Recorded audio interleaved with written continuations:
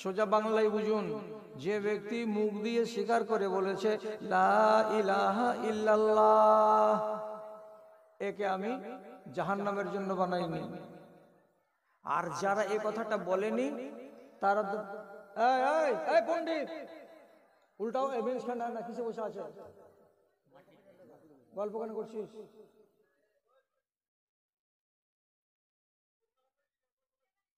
না উঠিও না, কেন বসে থাকো তো, মানুষের ছায়া বসে থাকো, এই হলো কথা। হ্যাঁ, যারা এই কথাটা বলেনি, যারাই বলেনি এই কথাটা, তারা হলো সব আল্লাহর তৈরি কিসের জন্য? তো জাহান্নামের জন্য। এবার আপনি বলেন, দু তিনটা লোক তো কমসে কম হ্যাঁ না বলেন, বিহারের মাটিতে আছে জাহান্নামে যাওয়া লোক? গাড়ির গাড়ি আছে। পশ্চিম বাংলাতে আছে গাড়ির গাড়ি আছে।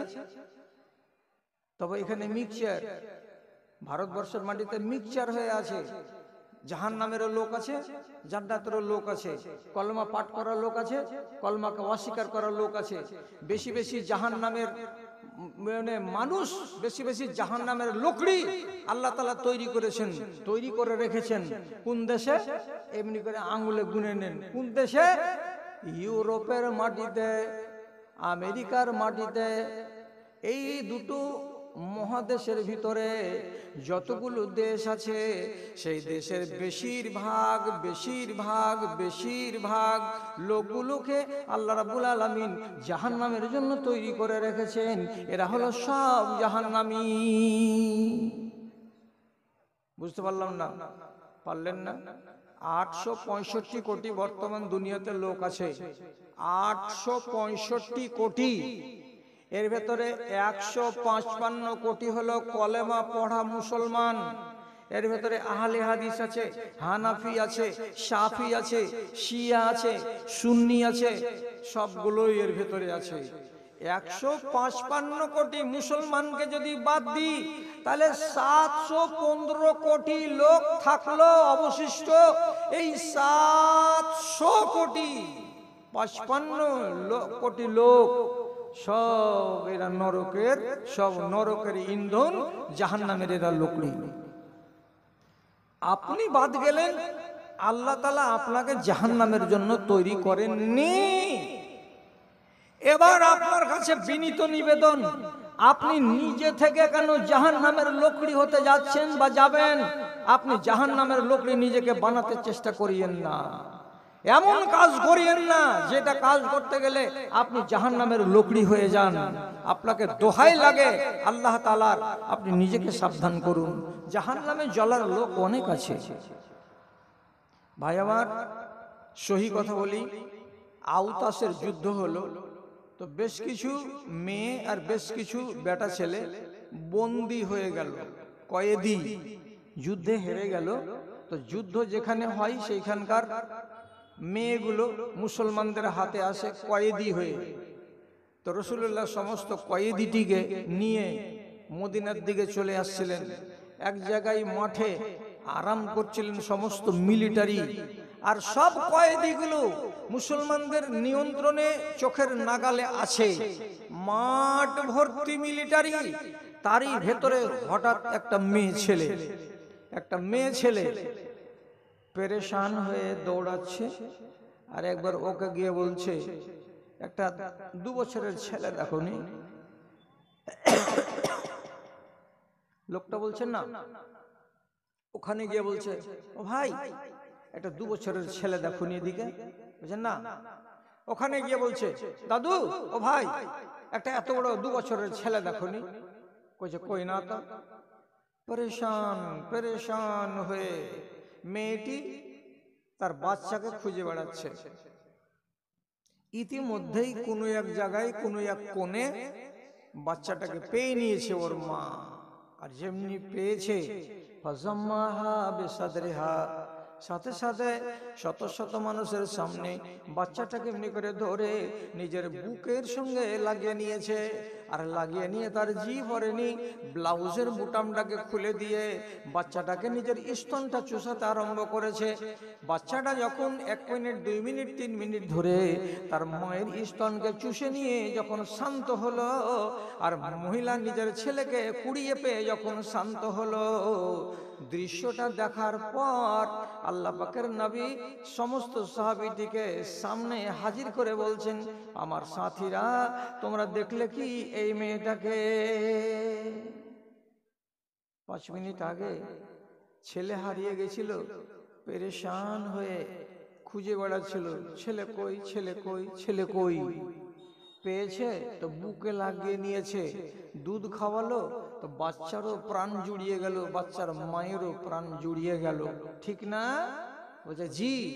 এবার রাসূল জিজ্ঞেস করছেন সাহাবীটিকে, কি কথা? আহাযিল মারাতো তারিহাতুন ওয়ালাদাহা ফিন্নারে। ধরো সাহাবীরা, একটা কথার কথা বলছি, এই জায়গাতে তোমরা যদি শুকনো খেজুরের ডালে আগুন লাগিয়ে দিয়ে একটা বড় করে তোমরা আগুন জ্বালাবার ব্যবস্থা করে দাও, আর দাউ দাউ দাউ দাউ করে যদি এখানে আগুন জ্বলে, আর তোমরাকে যদি বলা যায় যাও তো এই মেয়ে ছেলেটিকে বলো তার বাচ্চাটা যেন তোমাদেরকে দিয়ে দেয়, তুমি তাদেরকে বলো মেয়েটিকে, ও মেয়ে তোমার ছেলেটাকে দাও। কি করবে রে বাবা আমার ছেলেকে? তো বলছে তোমার চোখের সামনে জ্বলন্ত আগুনে আমরা ফেলে দিব, বাচ্চাটা 5 মিনিটে পুড়ে ছাই হয়ে যাবে, দাও তোমার কোলের বাচ্চাটা দাও। যাও বলো। বাচ্চাটাকে আগুনে ফেলতে এর মা তোমাদেরকে দিবে। সাহাবীরাকে জিজ্ঞেস করছেন রাসূল, তোমাদেরকে এই মহিলাটা তার বাচ্চাটা আগুনে চোখের সামনে পুড়ে যাওয়ার জন্য দিবে? তো সবাই বলছে জি না, দিবে না, জি না, দিবে না, হরগিজ দিবে না, মোটেই দিবে না, দিবে না। তখন রাসূলুল্লাহ বলছেন, কাযালিকাল্লাহু আরহামু বিইবাদিহি মিন হাযিহি। ওরে আমার উম্মতিরা শোনো রে, এই মেয়েটার তার বাচ্চাটার উপরে যত দরদ আছে তার চাইতে 99 গুণ বেশি আমার আল্লাহর তার বান্দাদের উপরে দরদ আছে। মেয়েটি যেমন নিজের বাচ্চাটাকে আগুনে পোড়াতে দিতে পারবে না, তেমনি আল্লাহ রাব্বুল আলামিন তার বান্দাদেরকে হরগিজ হরগিজ আগুনে পোড়াবেন না। আল্লাহর এত দয়া।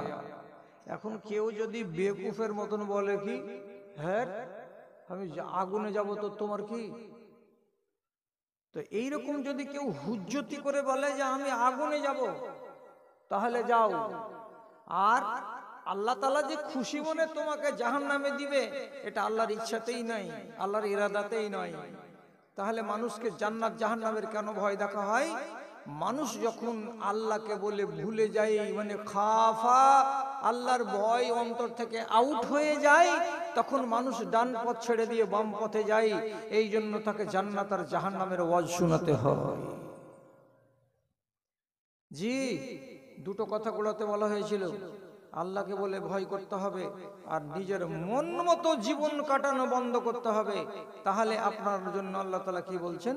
জান্নাতুল মাওয়া, চিরতরের সুখের ঠিকানা আমি বানিয়ে রেখেছি, তার নাম হলো মাওয়া জান্নাত। আপনি যাবেন, আপনার পরিবার যাবে। ইচ্ছা মতো জীবন কাটা কাকে বলে? কি ইচ্ছা মতো জীবন কাটা কাকে বলে? আমি বুঝাচ্ছি আপনাকে। আপনি বিয়ে শাদী করেছেন, ছেলে পিলের বিয়ে দিচ্ছেন। বিয়ে শাদী করতে গেলে, দিতে গেলে শরিয়তের একটা কানুন আছে, ঠিক আপনারা জানেন। দেশে ফসল মারছি আমরা, জয়া ধান মারছি, ভুট্টা মারছি, আরো কত কি মারছি। ফসল যদি হয় তাহলে ফসলের উপরে আল্লাহ রাব্বুল আলামিনের একটা বিধি বিধান আছে, কানুন আছে। সে কানুন মোতাবেক আপনিও চলবেন, আমিও চলবো। তাহলে এবার আপনাকে উদাহরণ দিয়ে বলছি বুঝাবার উদ্দেশ্যে।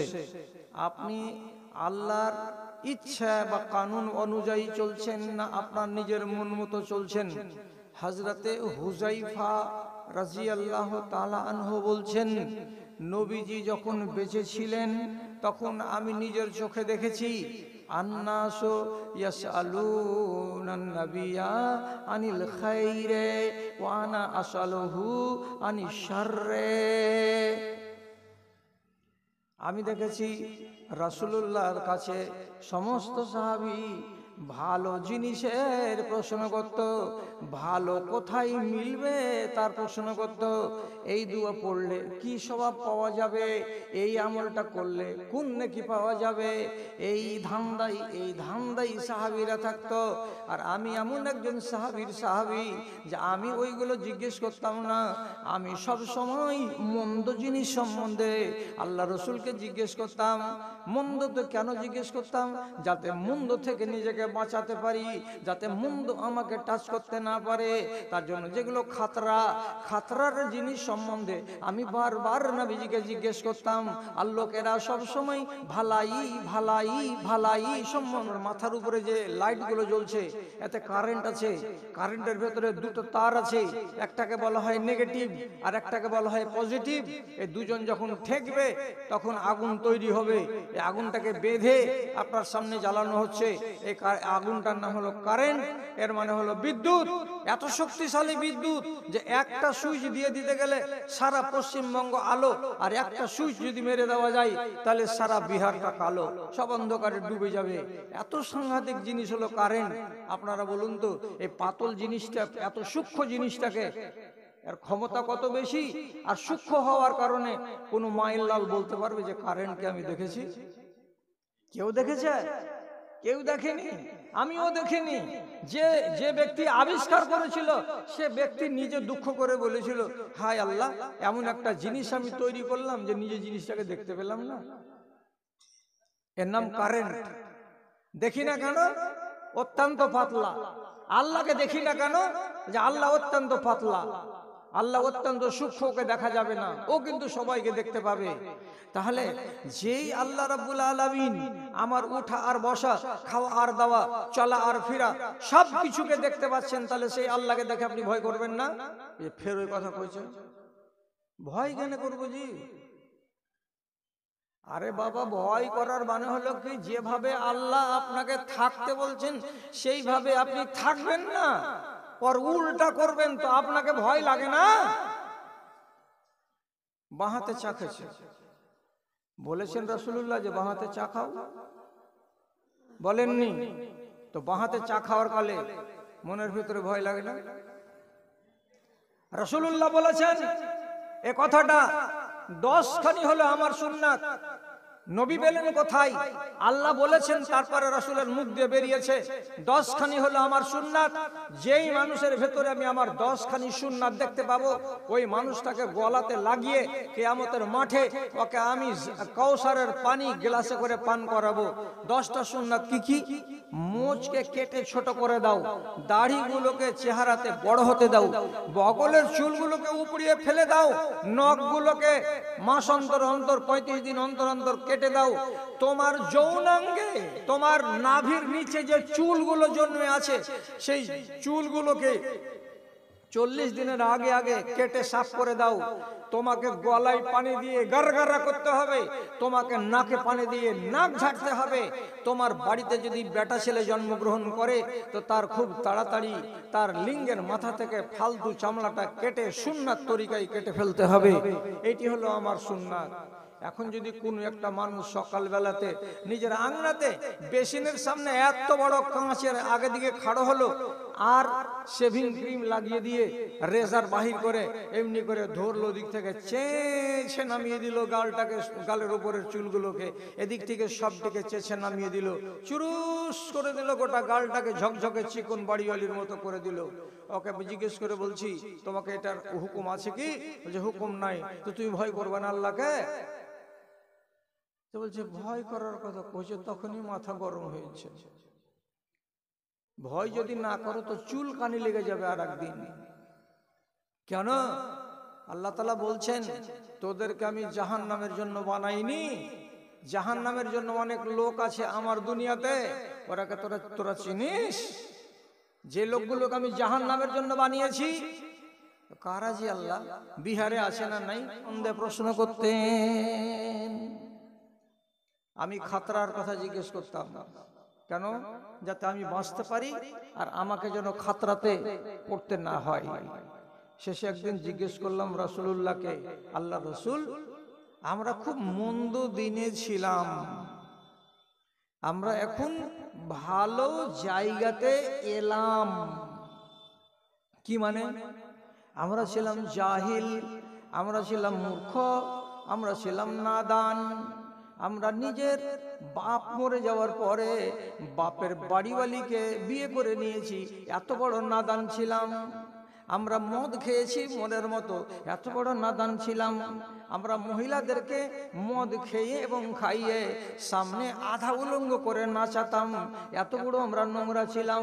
আমাদের মধ্যেকারই অনেক লোক কি করেছে, যারা মাইয়াতের গা থেকে কবরস্থানে গিয়ে রাতের বেলায় পাটাতনকে সরিয়ে 9 মিটার কাপড় মুর্দার গা থেকে খুলে নিয়ে চলে এসেছে, মুর্দাকে উলঙ্গ করে ফেলে দিয়ে এসেছে। আমরা এত নোংরা ছিলাম, আমরা এত নোংরা ছিলাম। একটা বেটির বিয়ে দিতে গেলে 10টা ছেলেকে বেটিটার কাছে থাকার সুযোগ করে দিতাম, তার সঙ্গে মিলামিশা করার সুযোগ করে দিতাম। শেষের বেলায় বাচ্চা পয়দা হতো, তো যেই ছেলেটার রঙের সাথে মিলে যেত, ঠোঁটের সঙ্গে মিলে যেত, ওই ছেলেটাকে জামাই বানাতাম, আর বাকি 10টা ছেলেকেই এমনি বিদায় করে দিতাম। আমরা এত নোংরা ছিলাম। আমরা আমাদের এমন একটা মন্দ যুগে ছিলাম যে কোনো মেয়ে ছেলে বাড়ি থেকে একাই বেরিয়ে 20খানা বাড়ি যেতে পারেনি, তার ইজ্জতকে লুটে বরবাদ করে দেওয়া হয়েছিল। আমরা এতই নোংরা ছিলাম। খুব মন্দ সময়ে আমরা চোখ খুলেছি, ওই দিনটা পার হয়েছে, এখন ভালো দিন পেয়েছি। কি দিন? দ্বীনে ইসলাম। এখানে চুরি নাই, এখানে রাহাজানি নাই, এখানে পরনিন্দা নাই, এখানে গীবত নাই, এখানে মানুষের কতল করা নাই, এখানে মানুষের মালকে লুটে নেওয়া নয়, এখানে অন্যায় অবিচার নয়। এটার নাম হলো ইসলাম, এটা হলো শান্তির দিন। ভালোতে এসেছি। জিজ্ঞেস করছে রাসূলকে, আ বাদা হাজাল খাইরে শাফরুন? আচ্ছা, এই যে ভালোতে আছি, এই ভালোটা কি আবার কেটে যাবে? আর যাওয়ার পরে ফের কি মন্দ দিন চোখে দেখতে হবে নাকি? রাসূল বলছেন, হ্যাঁ, একবার মন্দ দিন আসবে। তারপর নবীজি বলছেন, ওই মন্দ দিন গত হয়ে যাবে, যাওয়ার পরে তোমাদের সামনে ভালো দিন আসবে। কিন্তু ওই দিনের ভেতরে একটু ছেদ থাকবে, দিনের ভেতরে একটু খুঁত থাকবে, দিনের ভেতরে একটু ত্রুটি থেকে যাবে। কি বুঝতে পারলাম না রাসূল। তো নবীজি বলছেন, আজকে যে সলিড ইসলামকে মেনে চলেছো তোমরা, যে ইসলামের গায়ে একটু দাগ, একটু ধাব্বা কিছু নেই, ঝকঝকে আর তকতকে ইসলামকে মেনে চলেছো, এই ইসলাম 60 বছর, 70 বছর, 80 বছর পরে তোমাদের সামনে থাকবে, কিন্তু গায়ে দাগ থাকবে, ছিদ্র থাকবে, দেখতে একটু বিশ্রী লাগবে। তখন সাহাবায়ে কেরাম বলছেন, দাগটা কেমন থাকবে বুঝে উঠতে পারলাম না। তখন নবীজি বলছেন, ইয়াস্তান্নুনা বিগাইরি সুন্নতি ওয়া ইয়াহদুনা বিগাইরি হাদি। সেই যুগের মানুষেরা এমন কিছু কাজ করবে যেটা আমার সুন্নাত নয়, অথচ তারা আমার সুন্নাত বলে চালিয়ে দিবে। সেই যুগের মানুষেরা এমন একটা তরিকা ইজাদ করবে যে তরিকাটা আমার নয়, তবু আমার নাম দিয়ে আমার তরিকা বলে চালিয়ে দেবে। এটাই হলো ইসলামের ভেতরে ছেদ এবং এটাই হলো দাগ। জি, ইসলাম থাকবে কিন্তু একটু ছেঁড়া থাকবে, সামান্য একটু পোকা লেগে থাকবে। মুসলমান থাকবে কিন্তু মুসলমানের ভেতরে একটু করে দুর্বলতা থাকবে, একটু করে ছেদ থাকবে, একটু করে আইব থাকবে, একটু করে দাগ থাকবে। এইভাবে দুনিয়ার মুসলমান বেঁচে থাকবে। লাভা বাংরোয়াল লোক, সলিড ইমানওয়ালা আর ইসলামওয়ালা মানুষ আপনার গ্রামে কটা আছে? লাইট হাতে করে একটু আমাকে দেখে খুঁজে দিতে পারবেন যে হ্যাঁ, এই লোকটা সলিড ইমানের? চলে যান হালবয়দার দিকে, অলিপুরের দিকে আর ঝোলা বাতনার দিকে, ওদিক থেকে 3 দিন কাটিয়ে আসেন, লাইট জ্বালিয়ে রাত আর দিন খুঁজে বেড়ান। শুধু এইটি খুঁজতে হবে আপনাকে, একটা সলিড ইমানের মানুষ, যার ইমানে কোনো খুঁত নেই, যার ইমানে কোনো দাগ নেই, এমন একটা মানুষ আপনাকে সামনে আনতে হবে। কিন্তু পাবেন না। যত নর আর নারী নিজের দেহ নিয়ে ব্যস্ত, কাপড় নিয়ে ব্যস্ত, পেটের খাবার নিয়ে ব্যস্ত, নিজেকে সাজাতে ব্যস্ত, দ্বীন ইসলামকে সাজাবার চক্করে কেউ নেই। মসজিদকে সুন্দর করে চিকন করে আবাদ করার লোক নেই, বাড়িকে চিকন করার, জানালাকে চিকন করার লোক ঠিকই আছে। এমন মেয়ে ছেলে নাই যে নিজের গায়ের আবরুটাকে ঠিক করবে, পর্দাটাকে ঠিক করবে। অথচ বাড়িতে দেখুন জানালাতে পর্দা, দরজাতে গেটে পর্দা, মেন গেটে পর্দা, টিভির উপরে পর্দা, ফ্রিজের উপরে পর্দা, শোকেশের উপরে পর্দা, সব জায়গাতে পর্দা পর্দা পর্দা। আর যাকে পর্দা করতে বলা হয়েছে ওই বাড়ির সুন্দরী মহিলাকে, সে উড়িয়ে রেখেছে পর্দার গর্দা, আসল পর্দা নেই। जिस्म फानी है, जिस्म फानी है, सजाने की जरूरत क्या है, हुस्न दुनिया को दिखाने की जरूरत क्या है। ऐसा माल करो, ऐसा माल करो कि रूह से खुशबू आए, इत्र कपड़ों में लगाने की जरूरत क्या है, इत्र कपड़ों में लगाने की जरूरत क्या है।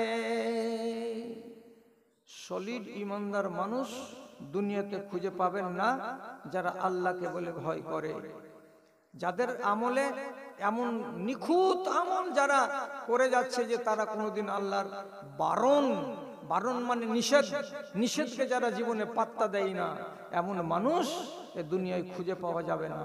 সবই হচ্ছে, কিন্তু রসুল যে বললেন যেটা আমার সুন্নাত নয় সেটাকে সুন্নাত বলে চালিয়ে দিবে, যেটা আমার দিন নয়, তরিকা নয়, সেটাকে এরা দিন বলে চালিয়ে দেবে, আর সবাই বলবে এটাই দিন, সবাই বলবে এটাই সুন্নাত। বুঝতে পারেননি? যদি বুঝতে না পেরে থাকেন তো খুলে বলছি, বিবাহ, বিবাহ একটা সুন্নাত জিনিস। রাসূলুল্লাহ যেভাবে বিবাহ করেছেন, করতে বলেছেন, সেইভাবে করলে সুন্নাত। আর রাসূলুল্লাহ যেভাবে বলেননি, যেভাবে রাসূলুল্লাহ বিয়ে পড়াননি, সেইভাবে বিবাহ করতে গেলে সেটা সুন্নাত নয়। এ কথাটা মাথায় থাকবে না, থাকবে না? কোনো জটিল কথা বলেছি? ভারী কথা বলিনি। বিবাহ হলো একটি সুন্নাতি আমল, যেভাবে রাসূলুল্লাহ বলেছেন সেভাবে করলে সুন্নাত, আর সেভাবে না করতে গেলে সেটা সুন্নাত হবে না। আপনি এইবার বলুন কি বলেছিলেন রাসূল, যে মানুষেরা এমন এমন তরিকা ইজাদ করবে যেটাকে আমার সুন্নাত বলে চালিয়ে দিবে। আজকের বিবাহর কথা আপনাকে 2 মিনিট দুটো কথা বলছি, একটু মিলিয়ে দেখবেন। আর আপনাদের মনের মতো বক্তাকে আমি ইঙ্গিত করেই দিয়েছি যে আমার যখন 1 ঘন্টা বলা হয়ে যাবে তখন বক্তাটাকে সিংরিয়া টিংরিয়া স্টেজে নিয়ে চলে আসিও। বুঝতে পারলেন? এবার কাজের কথাটা বলছি। কি কথা? রাসূলুল্লাহ জীবনে যতটি বিয়ে করেছেন আর যতটি বিয়ে পড়িয়েছেন, ওই মজলিসে 3টা 4টা 5টা লোকের বেশি হাজিরি আপনি দেখতে পাবেন না। কথাটা মগজে গেল কি গেল না আল্লাহ জানে। আলীর মতো লোক 4 নম্বর জান্নাতি। বিয়ে করলেন কাকে? এমন একটা মেয়ে ছেলেকে, যেই মেয়ে ছেলেটি সম্বন্ধে নবীজি বললেন, ফাতেমা আমার বেটি, কিয়ামতের দিন কোটি কোটি কোটি কোটি মহিলা জান্নাতি, তাদের আমার বেটি হবে মালকিন এবং সরদারনি। কত ইজ্জতের মেয়ে এটা! এত বড় সম্মানী মহিলার বিয়ে হলো মসজিদে। বরযাত্রী কটা? আঙুলে গুনো। হযরত উমর বসেছিলেন মসজিদে, হযরতে আবু বকর বসেছিলেন মসজিদে, রাসূলুল্লাহ বসেছিলেন মসজিদে, এবং রাসূলুল্লাহর একটা চাকর বসেছিলেন মসজিদে। আলী মসজিদের বাইরে ছিলেন। রাসূলুল্লাহ মসজিদ থেকে এমনি করে আওয়াজ দিয়ে বলছেন, আলী এদিকে এসো। বাইরে থেকে হযরত আলী এখানে এলেন। জি বলেন। যখন সামনে বসতে বললেন, হযরত আলী বসে গেলেন। রাসূলুল্লাহ বলছেন 3 দিন আগে তোমাকে বলেছিলাম তোমাকে আমি আরো কাছের মানুষ করব, তুমি আমার চাচাতো ভাই, এক রিশতা, তুমি আমার জিগরি দোস্ত, 2 রিশতা, আরো একটা রিশতা বানাবো, বানিয়ে তোমাকে একবারে কলেজের ভেতরে জায়গা করব তোমার। হবে? তো বলছে কি করতে হবে? তো বলছে আমার বেটির সঙ্গে তোমার বিয়ে লাগাবো, তুমি রাজি আছো? তো হযরত আলী বলেছিলেন আপনি যেটাতে খুশি আমি সেটাতে খুশি, অতএব 3 দিন আগে তোমার মত নেওয়া আছে, বসো এখানে। ওইখানে বসে গেলেন। কে? তো হযরত আলী, আল্লাহ পাকের নবী। ওই জায়গাতে, ওইখানে, ওই মুহূর্তে হযরত আলীর সঙ্গে নিজের বেটি ফাতেমার বিয়ে লাগিয়ে দিলেন, বিয়ে পড়িয়ে দিলেন। লাভা গ্রামের লোক 2-1 জন বলেন কয়খান বোলেরো কার গেছিল? এই যে বোলেরো ছিল না, কয়টা উটের গাড়ি এসেছিল? উটের গাড়ি আসেনি। কয়টা বলদ গাড়ি গেছিল? আসেনি। কয়টা সামিয়ানা টেঙেছিল? টাঙেনি। কয়টা ডিজে বেজেছিল রাতের বেলায়? বাজেনি। কতটি বেটি ছেলে রাতের বেলায় থুবড়া খাইয়েছিল? খাওয়াইনি। কতটি বেটি ছেলে গীত গেয়েছিল আর হলদি মাখিয়েছিল? মাখাইনি। তাহলে এমনি এমনি বিয়ে হয়ে গেল কার?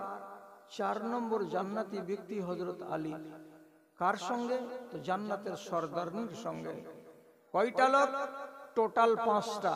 তার ভেতরে একটা জামাই বাদ, একটা শ্বশুর মেয়ের বাবা ও বাদ, বাঁচলো কয়টা? তো 3টা। আর আপনি এখান থেকে যদি বিয়ে নিয়ে যান, বেটা কি করে? কিছু দিল্লিতে পাইলিং এর কাজ করে, জোগাড়ি। বিয়ে করতে যাচ্ছে তো 7খান বোলেরো নিয়ে, তার ভিতরে একখানা বোলেরোকে ফুল দিয়ে সাজিয়েছে, যার চার্জ হলো 8,000 টাকা। এখান থেকে বিয়ে করে আনবে হালবাইদা থেকে একটা বেটি ছেলেকে। কত লাট সাহেবের বেটা, শুধু মানে সওয়ারির পিছনে ধসিয়ে দিল 35 থেকে 40,000 টাকা। মনে হচ্ছে যেই মেয়েটাকে বিয়ে করে ফুলের গাড়িতে করে নিয়ে লাভা বাগরুয়াতে আসবে, ওই মেয়ে ছেলেটার পাকে কোনোদিন ছপের ঘর থেকে নিচে নামতে দিবে না, গোবর তুলতে দিবে না, গলি ঝাড় দিতে দিবে না, এটাকে ফুলের রানী করে বাড়িতে রাখবে। কে? তো এই ভাড়ুয়ার বেটা ভাড়ুয়া। এত আয়োজন। বিয়ে তো হয়ে গেছে, বিয়েটা ঠিক কেন? ওইটাই একটা ঠিক। ইজাব কবুল হয়েছিল কি করে? অমুকের বেটি, অমুকের এত টাকা ধার্য মোহর, তার ভেতরে এতটি টাকা বাকি, এতটি টাকা নগদ, তুমি তাকে স্ত্রী বলে কবুল করলে। এই যে কথাটা বলেছিল কিনা, তখন ছেলেটা বলেছিল হ্যাঁ কবুল করলাম। এটা হলো শরিয়তি জিনিস। কাজে বিয়েটা জায়েজ হয়ে গেছে। আর বিয়েটার ডানের দিক, বিয়েটার বাম দিক আপনাকে দেখতে বলছি, লাভা বাংরোয়ার লোক, আল্লাহর কসম, যতটি জিনিস আছে অনুষ্ঠান অনুষ্ঠান অনুষ্ঠান সমস্তটি হারাম হারাম হারাম হারাম, একটাও নবীজির সুন্নাত নয়। আপনি সব চালিয়ে দিলেন। কি বলে? এটাই বিহার তরিকা, এভাবেই বিয়ে করতে হয়। হ্যাঁ, মুসলমানের বিয়েতে যদি 400টা পান যায়, মুসলমানের বিয়েতে যদি জনকপুরি সুপারি যায় আর খড় যায়, কেন যে বরযাত্রীরা পান খাবে? বাহারে লাট সাহেবের বেটারা হিন্দুর কাছ থেকে